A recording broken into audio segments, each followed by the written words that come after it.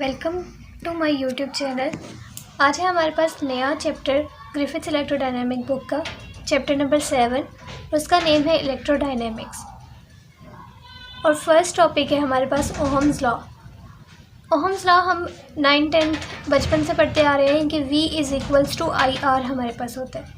V is directly proportional to I और V directly proportional हटता है तो R आ जाता है। R हमारे पास रेजिस्टेंस, I करंट और V कोई जहाँ करंट फ्लो कर रही है उसके दरमियान पोटेंशियल डिफरेंस। जैसे इस वायर में करंट फ्लो कर रही है तो इधर जो है पोटेंशियल डिफरेंस होता है। अब हमने इसको ओहम्स लॉ को डिटेल में देखना है।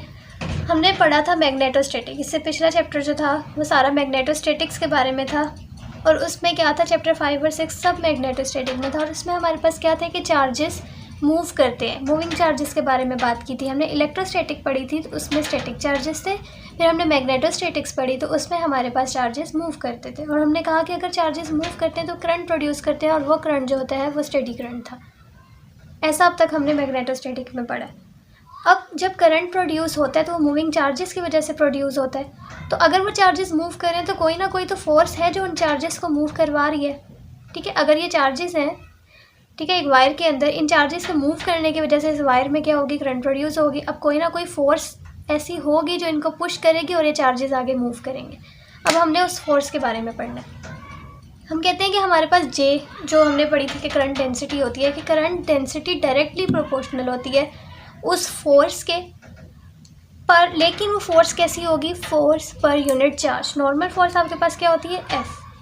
ठीक है, ले हम इस फोर्स की बात नहीं कर रहे, हम बात कर रहे हैं ये वाली फोर्स। ये इक्वल है फोर्स पर यूनिट चार्ज। ठीक है, तो ये ध्यान रखना है कि ये फोर्स जो है ये आपके पास इक्वल है फोर्स पर यूनिट चार्ज। तो वो फोर्स जिसकी वजह से चार्जेस मूव करते हैं वो डायरेक्टली प्रोपोर्शनल होती है J के। ठीक है, तो यहाँ मैंने ये बात लिख दी कि current density is proportional to force per unit charge. Force per unit charge क्या होती है, ये। तो यहाँ स्मॉल फोर्स होगा तो आप लोगों ने समझ जाना है कि कौन सी फोर्स है, फोर्स पर यूनिट चार्ज है। अब जब ये कांस्टेंट ऑफ प्रोपोर्शनैलिटी यहाँ पे आ जाएगा, क्योंकि ये हटेगा डायरेक्टली प्रोपोर्शनल, तो ये कांस्टेंट ऑफ प्रोपोर्शनैलिटी हमारे पास क्या है, सिग्मा। और ये सिग्मा जो है इसको ऐसा हमने कब पढ़ा था, जब हमने सरफेस चार्ज के बारे में बात की थी। सरफेस चार्ज के सिग्मा हमारे पास क्या था, सरफेस चार्ज भी था। तो उसके साथ आप लोगों ने कंफ्यूज नहीं करना, ये हमारे पास क्या है, सिर्फ एक प्रोपोर्शनैलिटी कांस्टेंट है। और ये प्रोपोर्शनैलिटी कांस्टेंट क्या होता है, मटेरियल टू मटेरियल चेंज होता रहता है। अब इसका एक नेम है और वो नेम क्या है, कंडक्टिविटी ऑफ मीडियम। अब कंडक्टिविटी की बात हुई तो रेजिस्टिविटी की भी बात होगी। रेजिस्टिविटी हमारे पास क्या होती है, कंडक्टिविटी का रेसिप्रोकल। रिप्रेजेंटेड करते हैं इसको रो से, और रो आपके पास इक्वल होती है रेसिप्रोकल ऑफ कंडक्टिविटी। अब रो आपके पास चार्ज डेंसिटी भी होती थी तो उसके साथ आप लोगों ने इसको कंफ्यूज नहीं करना। ये वाले हमारे पास क्या है, सिर्फ और सिर्फ रेजिस्टिविटी है। उसके बाद जब हमारे पास बुक में एक चार्ट गिवन है और उस चार्ट में कंडक्टर्स की, सेमीकंडक्टर्स की और इंसुलेटर्स की हमारे पास रेजिस्टिविटी वगैरह गिवन है, तो वहाँ पे अगर हम देखें तो उस चार्ट में तो हमें इंसुलेटर्स की जब आप पढ़ोगे तो आपके पास रेजिस्टिविटी बहुत ज़्यादा होगी। अगर उनकी रेजिस्टिविटी बहुत ज़्यादा है तो रेजिस्टिविटी जो है वो रेसिप्रोकल है कंडक्टिविटी का। इट मीन्स कि उनकी कंडक्टिविटी क्या होगी, बहुत कम होगी। तो अगर आप उस चार्ट में देखो तो जो रेजिस्टिविटी है उसकी कोई ना कोई वैल्यू है इंसुलेटर्स के लिए। ठीक है, जब कोई ना कोई इसकी वैल्यू है तो हमारे पास रेसिप्रोकल तब होता है जब आप 1/∞ करो तब 0 होता है। तो आपके पास इतनी वैल्यू नहीं है कि वो इन्फिनिटी हो जाए, तो उसकी वैल्यू कम है कंडक्टिविटी की, लेकिन बिल्कुल ज़ीरो नहीं है। कहने का मतलब है कि हमारे पास अगर कोई इंसुलेटर्स होते हैं या फिर कोई कंडक्टर्स होते हैं तो हम उनको एज्यूम कर लेते हैं कि अगर हमारे पास कोई कंडक्टर है तो उसकी बिल्कुल रेजिस्टिविटी 0 होगी, और अगर वो इंसुलेटर है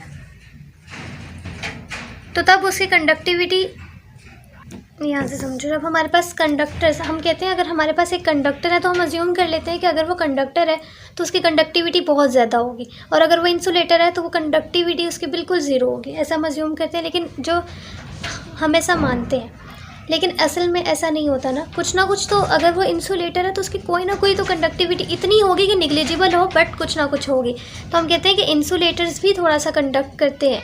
तो अगर हमारे पास कोई एक आयरन का पीस पड़ा हुआ है तो उसमें भी कुछ ना कुछ कंडक्टिविटी है, लेकिन इतनी है कि नेग्लिजिबल है।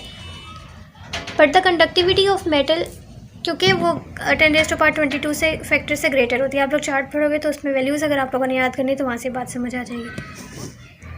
तो अगर हम कहते हैं कि हमारे पास इंसुलेटर्स में कुछ ना कुछ कंडक्टिविटी होती है, तो और हमारे पास यहाँ पे दो टर्म्स आती हैं कि एक प्योर कंडक्टर्स कौन से होते हैं और प्योर इंसुलेटर्स कौन से होते हैं। जो प्योर कंडक्टर्स होते हैं वो क्या, उनकी कंडक्टिविटी क्या होती है, बिल्कुल कंडक्टिविटी को हमने सिग्मा से कहा था, उनकी कंडक्टिविटी इन्फिनिटी।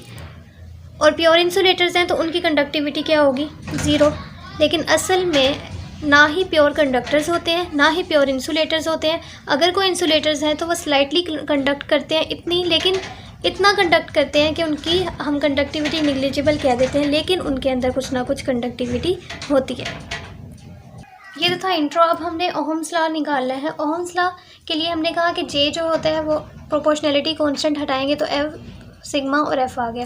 रेजिस्टिविटी के टर्म में लिखना होगा तो सिग्मा की जगह क्या, उसकी वैल्यू आ जाएगी 1/1 रेजिस्टिविटी।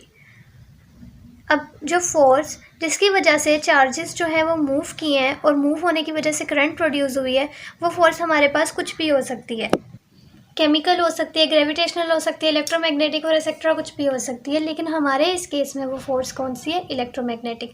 अब इलेक्ट्रोमैग्नेटिक फोर्स किसके इक्वल होती है, F = QE + V × B, electrostatic force plus magnetic force. ठीक है, electric force plus magnetic force. अब हमारे पास फोर्स पर यूनिट, अगर मैं Q को इधर ले आऊँ तो फोर्स पर यूनिट चार्ज बन जाएगा, और फोर्स पर यूनिट चार्ज किसके इक्वल होता है, F। ठीक है, तो यहाँ पे F। अब हम कहते हैं कि हमारे पास जो वेलोसिटी है चार्जेस की वो क्या है, बहुत, अगर वो बहुत स्मॉल है तो हम V को 0 ले लेंगे।